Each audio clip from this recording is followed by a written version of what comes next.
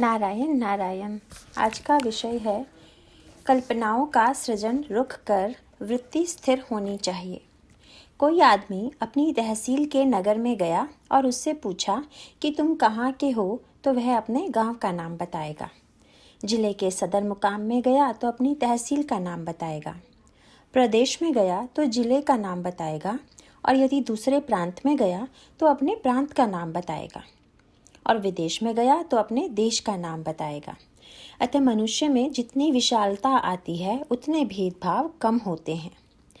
वैसे ही मनुष्य चाहे किसी भी धर्म का क्यों न हो, फिर भी सभी धर्मों का मूल एक ही होने से यदि वह मूल का विचार करे तो सभी धर्म उसे समान ही लगेंगे। किंतु इतनी विशाल दृष्टि आने तक जो जिस धर्म में है उस धर्म का आचरण करना ही हितकारक होता है।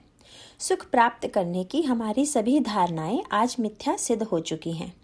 हमने पहले सोचा कि अमीरी में सुख है, अतः खूब पैसा कमाया, फिर भी हमें यदि सुख नहीं मिला तो हमारी वह धारणा मिथ्या थी।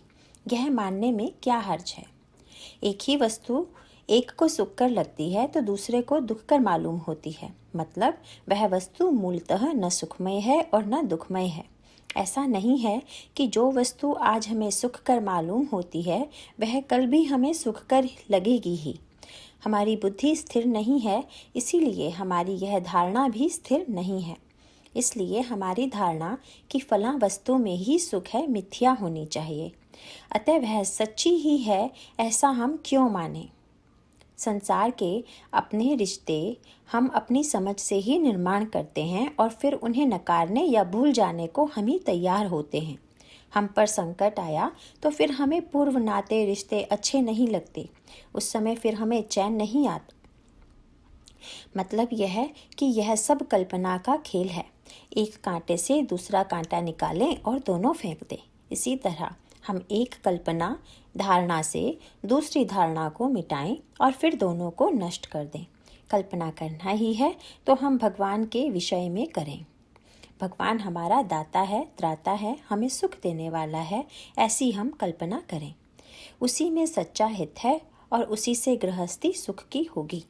कल्पना की सत्यता और असत्यता अनुभव से समझ में आती है, इसलिए अनुभव के बाद कल्पना रुक जानी चाहिए। इस प्रकार कल्पना रुक जाने और वृत्ति स्थिर होने पर उसे किसी स्थिर वस्तु पर दृढ़ करनी चाहिए। भगवान ही केवल ऐसी स्थिर वस्तु है।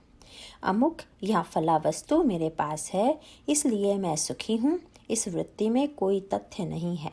कोई भी वस्तु न होते हुए हमारा संतोष बना रहना चाहिए और भगवान के प्रति हमारी वृत्ति स्थिर होनी चाहिए। परमार्थ का यही सच्चा मर्म है। नारायण नारायण।